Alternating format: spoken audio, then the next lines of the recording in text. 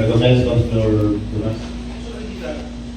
Franchise of Mr. Francis P. Lunas, Bubat Ilaw, Pagkakaalbay. 3 months, ining alay ko, so, okay naman pwedeng maano ang bawat na kung disconnection. I think only the Alico, the cooperative declared for 3 months without any pagputol for this connection. Ito kaya na nagkukolekta pa ang Aleco. So dahil siguro nila sinunod sa mandato kana energy regulatory commissions na to temporarily suspend the connection and disconnection of bills sa mga consumers. Mr. Chairman, sir, I think dahil man kay Rosenberg pag-suspend ng connection, this connection only suspend in the ining pag-disconnect. Councilor Pacao, but I think magsakay ako pa sa resolution address to the bawat. Natin naman pwedeng diktan ang bawat na magkano. Siguro the best way before we pass that proposed or resolution, kung pwede ka po ba mo nang i-committee hearing regarding that matter? Pero pa rin sa sa bawat and Telcos, Yes, ito kung sa sa Aleco, that this is mandatory para sa regard ng ERC. Pwede naman isabay na po mali, maraming namin tatawag. Okay. Committee hearing. Okay, po. Tapos, this week kung may time ka po, and kung ano pong mapag-urunan nito sa committee hearing, next week, our regular session, i-committee report na lang po kung ano. And then, kung okay mo po sa inda, i-pass po po area na resolution or second reading. First reading na ito, so. Mr. Chairman, sir. Thank you po, Councilor Cao. Recognize Councilor Villesa. Siguro asok na, dahil man nagputol pa ang Aleco. Kasi ako ay may pwede, dahil ako putol na. Siguro, best way yun na papulan sa mga sila. So, talagang fixed din da ang ERC, itinawag resolution of Kagawad. Why is it the Congressman Masbate address for that resolution? We must address to the province of Kagawad. Ang congressman, kung sabihin mo mundo, dapat sa department Department of Agriculture 5, AA. Yes, that to the Congressman. Only to provide information as to where to get that assistance to the fisher folks and farmers. Only to providing the information how we can get that allocation, the presidential assistance, the young sa DA. We don't have any knowledge. So that's why I made a resolution just to help us here in Boracay, paano mag-provide na ang 6 municipalities sa First District of Masbate nag-receive na po yan. the honorable proponent can ask directly the concerned congressman and not do a resolution because that will be procedural. The congressman does not hold any budget personally, and it should be directed to the concerned agency, not to the congressman. Is that yung the nature to our own congressman? Yes, Mr. Secretary, because there is an information of Kagawad Cao. So mas babi na tiniko sabi niya why that is the Region 5 na they tawag ayuda. Ang mas babi through the report of Congressman ko, nagkiko ayuda mga farmers. So yan tigalan di Kagawad Cao. So Karaon sa mga farmers. doon na si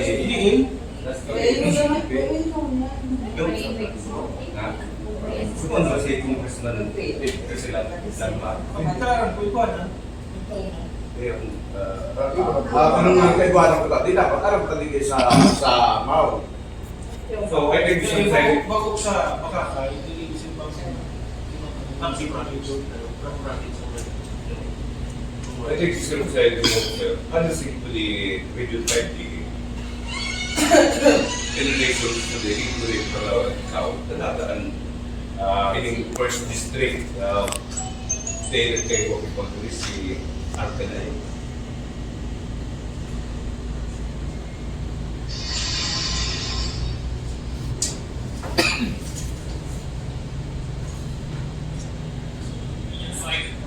Yung resolution. Presidential assistance for farmers and In the case of Mr. Presiding Officer, nagkakaroon na po nagreklamo sa kuya, manood ka na yung mga atleta kan dalawa yung makakay na until now, they natataos rin ng mga incentives. So, kung kaya paabot sa kuya, ang manood na yung mga atleta ng makakay na sana dapat ibang sa budget na para talo yung paano. Speaking of that, resolution. Yes. Although, siguro, Release, ano yung release? ano yun ang release? Baka pwede niya waiting follow up. Follow up naman yung pinalay namin. Ang base sa nakakapos sa kuya, palong ko na ito kang magkatuan sa Bacolod, kang mga player, so pwede yung tao. Pero po, hindi ano ka na ito, dahil sarap man na yan na orgulyo kung banuan yung makakay, na tapos kita mga medalya manong sa athlete kang Mr. So I would like to refer to the committee chair of education to follow the office of the mayor. Not as na ato. Hindi tabi, mga kapon tabi. Thank you. Kuma. Nagkaperaan, nagreklamo. And then, nagkaapos sa kuya, Mr. Presiding Officer, na mabataon sa ang Islam del House. So, kahit tayo din sa mga algay niya. Danata, nagkikuha kay Makinon ang Islam del House. Kapula ang budget na niya. So, I request Mr. Presiding Officer to the SB Secretary to send a letter to the HR to furnish a copy all SB members tapos po na empleyado ng munisipyo. It is a motion, Mr. Presiding Officer, requesting the HR to furnish a copy all the employee. Then, may kongresado, Mr. Presiding Officer, ang mga empleyado. With the attachment, Mr. Presiding Officer, Mr. Secretary, the designations of all processes that are city. Thank you. Ang concern po ng Benro regarding po na nailing ko, sarap na napin po nila. Presente po, also this time, brought pangalan sa ro. So, ma-sacrifice po ito collection ng garbage. So, may pondo po pagbaga ang Benro na tinautang, allocation ka ng garbage stock. So, ito rin po yan, baka umabutan na ng mga tao yan na sentro. Yung concern po ni George Joel na route na nga nila, sabot na sana na nagpapangsyon, route pa man yan. So, yan po, sana ma-provide naman available na funds, sana as soon as possible time. Mr. Presiding Officer, in addition, kang Chris di kagawad ka, manunod ka na sampa, hindi mo pagkatag kita na maintenance, budget or repair maintenance.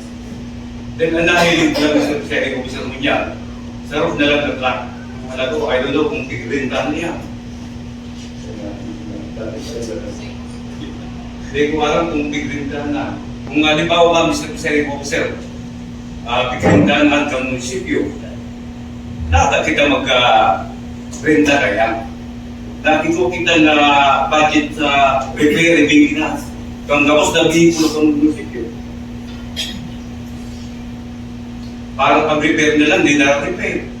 Siguro kang Mr. Presiding Officer for the next deliberation kang budget. Nakaliw na lugod na yan mga budget na yan. Kasi sayang pagkas kita kahit na paghalaton na magbata ang banuan ng makakay, manong tumago.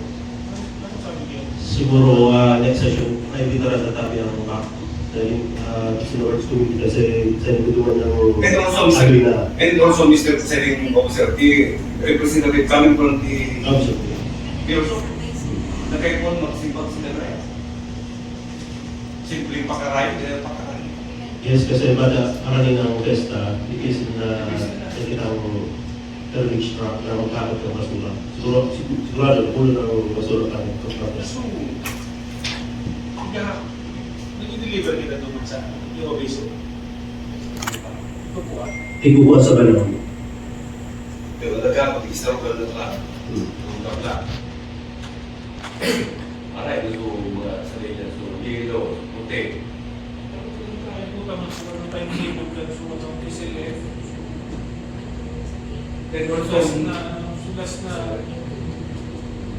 And also, Mr. Presiding Officer, we have a budget for pag-purchase train ka. May budget nila.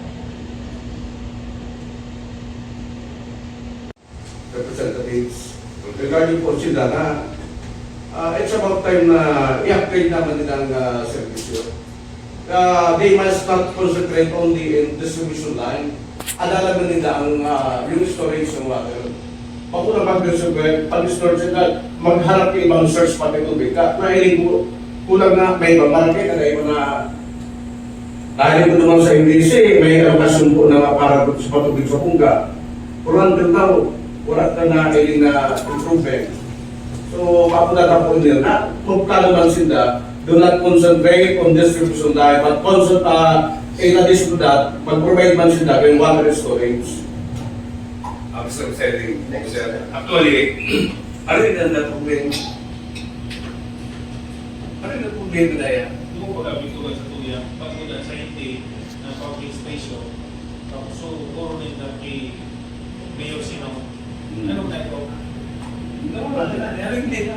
Na tubig na eh. Tataw sa iyo mga kamali mo tubig na anong muna sa naman. Kung paano, pero siyempre kaya po na kita kay ano yun niya ng trabaho.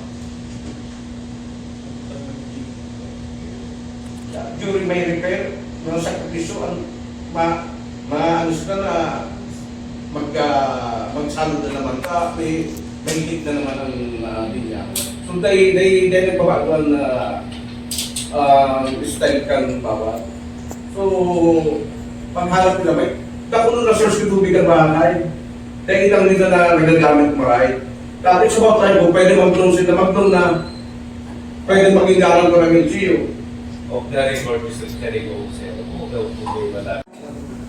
Sa PCBs kasi, ang sabi na ata, ang nagbabayad Sorry, ng ma'am. maintenance, recently lang, kapag duman ka mag-guest report, ang nagbabayad ang maintenance is through PCBs based Resort. sa simbahan. Pero sa paglinig, sa barangay, kaya duman sa itang entrance. So, Mr. Presiding Officer, based on the information of Kagawad Urbano, pinag-over na. Why it is the barangay PCBs ayaw ang nag-operate yung park? Kung totoo ba yan na turnover na sa LGU, dapat tama mo na ng LGU.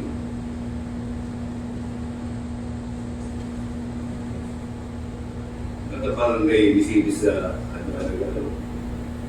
bakit ang bati ito parang yung official, parang PCBs. Pero touch na.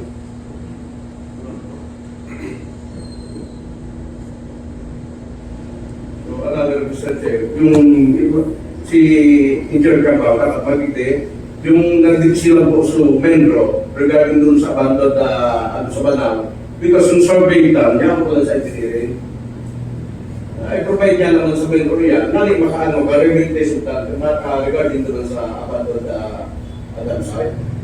Sana po next session yun si Engineer kasi siya mag-chairman. Siya mag-chairman. Ay, talaga sa member. And sige, so member regarding other matters? Kaya siya nag-plan, siya nagpa-concrete na, tapos this time, bakuna na nila sa 7-Eleven. So ano talaga yan na kung drainage yan, tama sa proposal ni Councilor Permas na tagala itong bali ang paglinis, madali. Kinuvert niya itong kabos, kung yan naman pagluto niya. Ako, drainage. Baka konti lang po. Pero tinapos lang ang bigyan na. Drainage mo na. Drainage. Drainage. Where's the Sige, level na tigto sa kanto. So nakumbisi kami infra, should supervise yung mga infrastructure project at Same committee kan. You address Mr. Presiding Officer Kagawad ka, address to the chairman regarding this issue.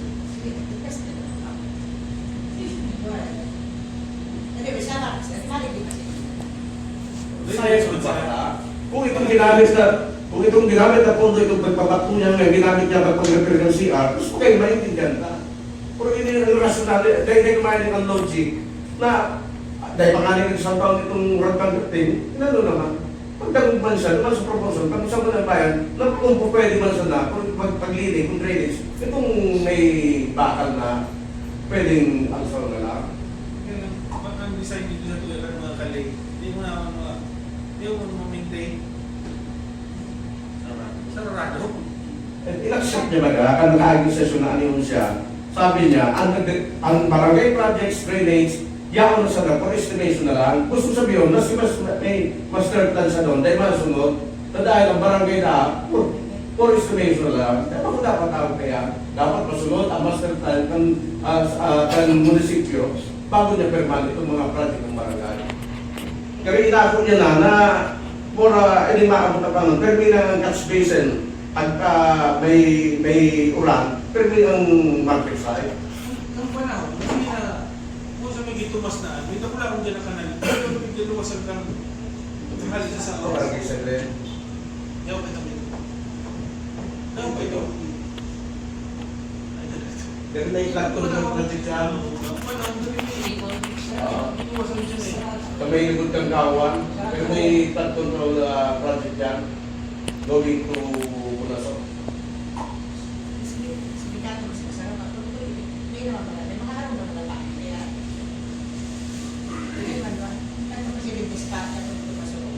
Sabi ko lang kung dyan na convert kayo ito. Kasi magban di tayo ng panahon. Para sa ulit dito mas. Kaya siguro, Mr. Presiding Officer, madalit naman na magkikogin dati deliberasyon ng mga budget. Kaya po, talaga rin isa ron, bigis sa sunod ng bayan. Hindi mga pick-up o bar, parang MDC. Dahil sa posible mo dyan, medyo may mga proyektong dapat i-priority ka. I-priority ka na lokal na gobyerno kung makakal. So, hindi na maging ano ka, na kahit po, yung naman ano. Okay, dahil na propagan ng DC, for adaptation, for the approval, kuna kita. Okay po, magkarin, siguro Mr. Terry Officer, alam na naman. Kung mapwede, kung dabag sa tuya, kapag approval ang sarang proyekto. Nasali ko nga, hindi nga yung natin ni Kagawad Kao, haluin na rin yung CR.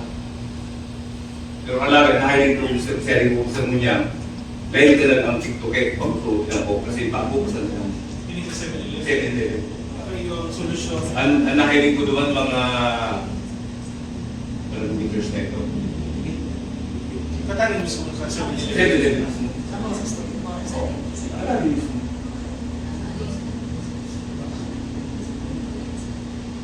Ay, hindi na napatulog niya, may project na dyan. Pwede tayo ng photo si engineer. Kung hindi ako sa UDC, yung pagkatrabaho niya nga. Ito mga projects para alin sa MDC. Biglalao, ikaw po ba?